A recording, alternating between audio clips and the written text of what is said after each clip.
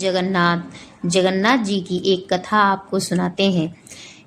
जगन्नाथपुरी में एक वृद्ध ब्राह्मण श्री जगन्नाथ भगवान की पूजा अर्चना किया करता था। वे सुबह ब्रह्म मुहूर्त में जगा करता था और श्री जगन्नाथ भगवान को माला अर्पित करता, उनकी क्रियाकलाप करता, दिन भर के जो पूजा का नियम था वह पूर्ण करता। और वहाँ का एक राजा था जो सुबह सबसे पहले स्नान आदि करके श्री जगन्नाथ जी के मंदिर में आकर उनका दर्शन किया करता था, पूजा इत्यादि किया करता था। वह प्रसाद रूप में जगन्नाथ जी की जो माला चढ़ती है फूल की, वह पुजारी जी से मांगकर खुद पहनता था। उसे ये लगता था कि जगन्नाथ जी की कृपा मुझ पर और मेरे परिवार पर इस माला के स्वरूप में बनी रहे। ऐसा मैं मन में विचार कर वो बहुत प्रसन्न रहता था। मगर राजा थोड़ा सा शक्की था, उसे जरा सी बातों में संदेह हो जाता था। एक दिन की बात है कि राजा ने अपने सैनिकों से कहा कि जाइए पुजारी जी से कहिए मैं मंदिर दर्शन के लिए आना चाहता हूँ। पुजारी जी घर पर थे तो उनको ध्यान आया कि आज मैंने जगन्नाथ जी को पुष्पमाला अर्पित नहीं की। तो जब राजा के आने की खबर सुनी, पुजारी जी भागे भागे मंदिर को गए और जाकर देखने लगे कि आज मैंने माला अर्पित नहीं की है। अगर राजा को माला प्रसाद में नहीं मिली तो वो मुझे नहीं छोड़ेंगे। उसने अपने गले की माला उतार कर श्री जगन्नाथ जी को अर्पित कर दी।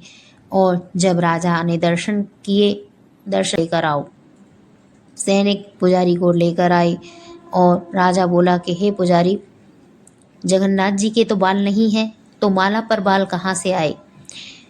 तो पुजारी ने कहा कि हे राजन, आपने ध्यान नहीं दिया, जगन्नाथ जी के बाल हैं।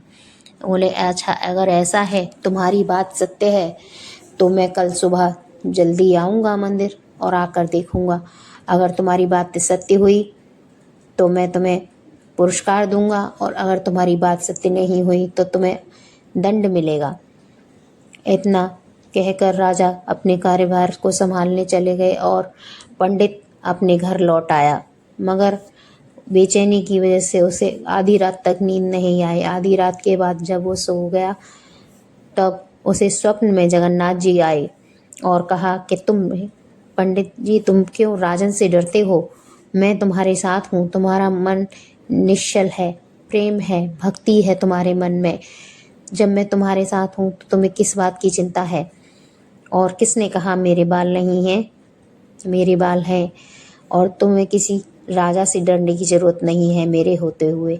इतना कहकर श्री जगन्नाथ जी अंतर ध्यान हो गए। पंडित को नींद खुली और उसने तुरंत नहाए और नहाकर अंधेरे में ही मंदिर पहुंच गया। जब उसने मंदिर के पट खोले तो देखा श्री जगन्नाथ जी के घुंघराले काले लंबे बाल और उसमें चंपा के फूल लगे हुए हैं। तो देखकर भाव विभोर हो गया और पंडित रोने लगा कि हे जगन्नाथ जी, मुझे नहीं मालूम था आप भक्त के लिए हर प्रकार से परेशानियां उठाकर आ जाते हैं। आप भाव से प्रिय हैं। इतने में ही राजा आ जाता है और राजा ने भी दर्शन करते हैं और देखता है कि जगन्नाथ जी के लंबे घुंघराले काले बाल हैं और उनमें चंपा के फूल लगे हुए हैं। तो वो पंडित को विनम्र निवेदन करता है और हाथ जोड़कर प्रार्थना करता है कि हे पंडित जी, मुझे क्षमा करिए, मैंने आपको गलत वचन बोले। और उसको इनाम दिया पंडित को और वह अपने राज्य को चला गया। जय श्री जगन्नाथ। अगर मेरी वीडियो अच्छी लग रही हो तो कृपया कर लाइक, शेयर एंड सब्सक्राइब करिए। श्री राधे, श्री राधे।